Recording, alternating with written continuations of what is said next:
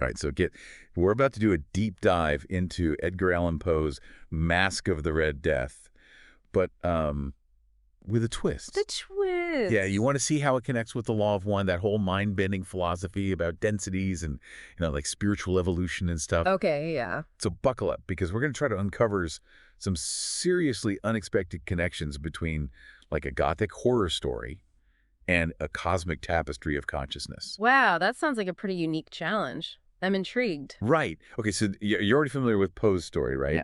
Prince Prospero and his nobles are like hiding from the Red Death in this super lavish lockdown abbey. Yeah. They're just like partying and moving between these 7 color-coded rooms as this plague rages outside. Those rooms, blue, purple, green, orange, white, violet, and then finally that black room with the blood red windows. Poe was such a master of symbolism. Right. Don't you think those colors are like a key to understanding the whole thing? Oh, totally. But what's really creepy is that masked figure, Yeah.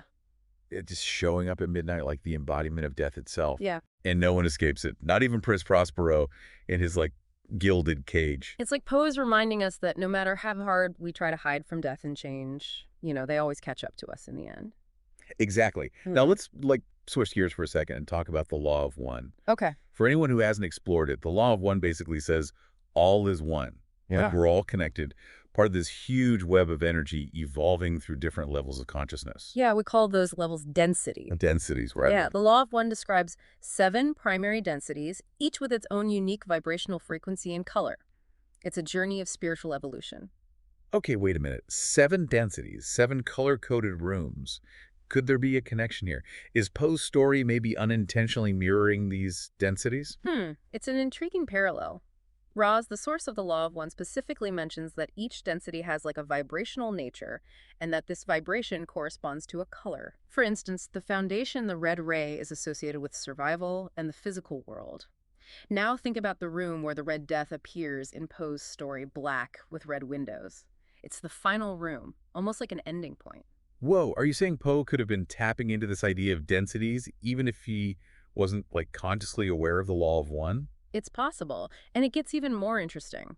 Remember how Ray describes the progression through densities? It's like a process of spiritual evolution fueled by challenges and experiences that help us learn and grow. You mean catalysts, right? Exactly. Challenges, whether they seem positive or negative in the moment, can propel our spiritual growth.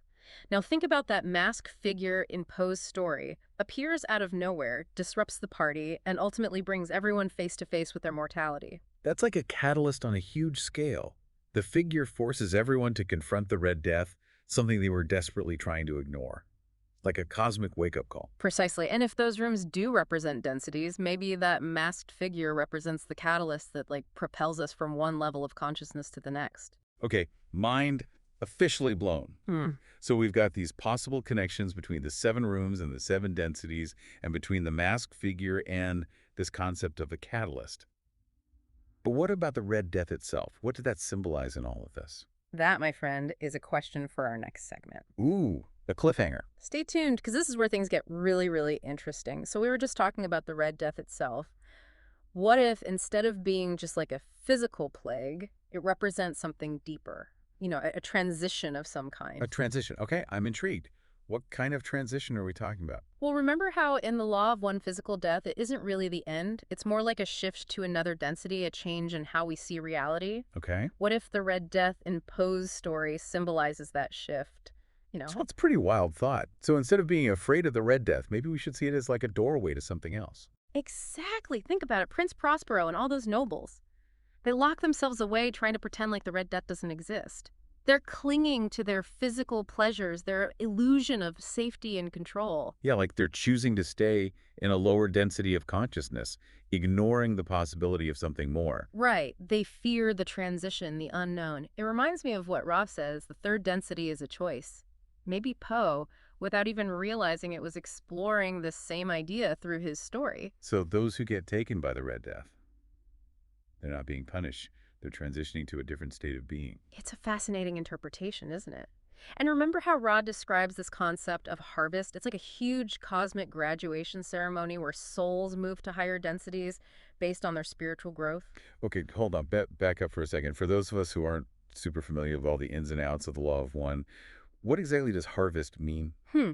Essentially, it's a point in our spiritual evolution where we move to a density that's more aligned with our vibrational frequency, with all the lessons we've learned and the choices we've made. Yeah. In Poe's story, the Red Death could be seen as the thing that causes that harvest, you know, forcing a transition upon everyone trapped within the Abbey walls.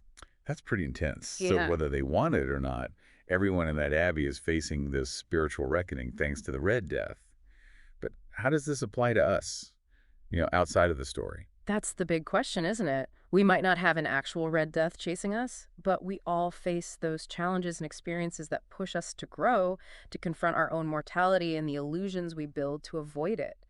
So are you saying that we all have our own personal Red Death to face? That sounds kind of ominous. Hmm.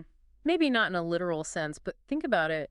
What are the masks that we create in our own lives to avoid those uncomfortable truths, the challenges that could help us grow spiritually? Oh, masks. That's a really good way to put it. Yeah. It's like those walls we build to shut out anything that makes us uncomfortable. Exactly. We distract ourselves, we bury ourselves in work, we cling to relationships that aren't working anymore, all to avoid confronting our own shadows, our own need to change those masks. They can really stop us from seeing the full picture of reality, from embracing the potential for growth that's hidden within those challenges. Wait, are you saying that we should be happy when things get tough? Like, we should welcome challenges? Not necessarily happy, but we should at least be willing to see them as opportunities. Think about it: when a sculptor is chiseling away at a block of marble, it can look harsh, even destructive. But what they're really doing is revealing the beauty within the marble, shaping something greater from that raw material. I see what you mean. The challenge is those catalysts. They're like the sculptor's chisel refining us, shaping us into something more. Exactly. The law of one suggests that these challenges, these catalysts, are crucial for our spiritual evolution. They force us to confront our limitations, to make choices that are aligned with our values, to move closer to the light. But that doesn't mean it's easy, right? Facing those challenges, taking off those masks, it can be scary, even painful. Of course, growth often means stepping outside of what's comfortable, confronting those parts of ourselves we'd rather ignore. But the rewards can be incredible. It's in those moments of challenge, of vulnerability, that we discover our true strength, our resilience, our capacity for love and compassion. Okay, so we've got this Red Death, a symbol of transition. It's pushing us to shed our masks and embrace the catalysts that come our way. It all ties into this journey through the densities, this evolution toward deeper understanding and connection. But where do we go from here? How do we actually apply these ideas in our everyday lives?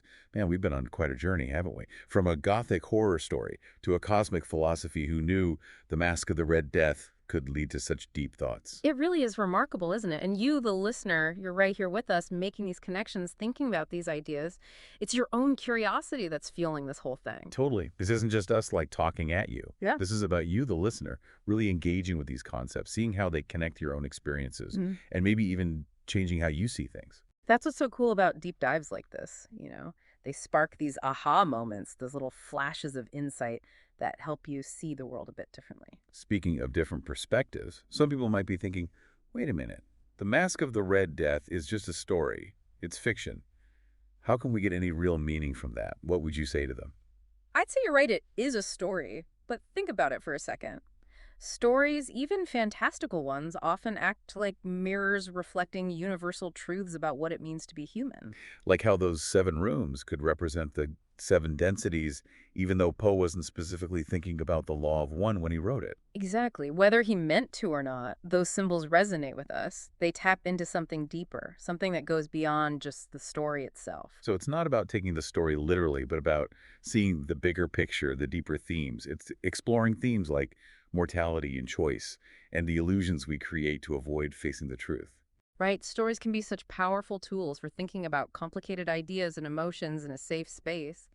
They let us confront these tough concepts without feeling overwhelmed or scared. Which brings us back to the Red Death. If we see it as a symbol of transition, a catalyst for growth, it makes us think about the masks we wear in our own lives. What are we doing to avoid those uncomfortable truths, those challenges that could lead us to a higher level of understanding? That's a question worth thinking about, isn't it? What are your masks, listener? Are you burying yourself in work to avoid dealing with a relationship? Are you holding on to beliefs that no longer serve you? Are you distracting yourself with entertainment to avoid those uncomfortable emotions? It's so easy to get caught in those distractions, to build those walls up around ourselves. But maybe, just maybe, those walls are what's stopping us from really living from embracing the fullness of who we are. And remember what Ra says. The universe is not indifferent, but neither is it coercive. We have the power to choose. We can choose to stay trapped in our own little prisons, or we can choose to face the Red Death, to take off our masks and embrace the transformative power of those catalysts. That's a powerful thought. It's like we're all standing at the entrance to that final black room with the red windows, the room of transition. We can choose to be afraid, or we can choose to walk through that door with courage and curiosity, knowing that something amazing is waiting for us on the other side. And who knows, maybe that's exactly what Poe was trying to tell us, even if he didn't have the language of densities and catalysts to express it. Maybe he was intuitively tapping into these universal truths about the human experience. So as we wrap up this incredible deep dive, we'll leave you, the listener, with one final thought. If you could create your own room in Prince Prospero's Abbey, a room that represents your biggest dreams, your deepest truths, your understanding of the law of one, what would it look like? Let that image be your guide, listener, as you navigate your own journey through the densities, as you face your own Red Death, and embrace those catalysts that come your way. That's a beautiful way to end this episode. Thank you for joining us on this exploration. Until next time, keep diving deep.